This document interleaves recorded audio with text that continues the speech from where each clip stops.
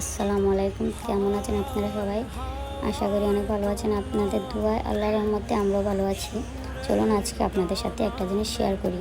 আমাদের বাসায় কিছুদিন আগে 2টা পাখি এনেছিলাম, ওইগুলো আজ বাচ্চা দিয়েছে। ওইগুলো আজ আপনাদের সাথে শেয়ার করব। পাখিটা 6টা ডিম দিয়েছিল, 6টা ডিমের থেকে 3টা বাচ্চা হয়েছে আর 3টা হয়নি।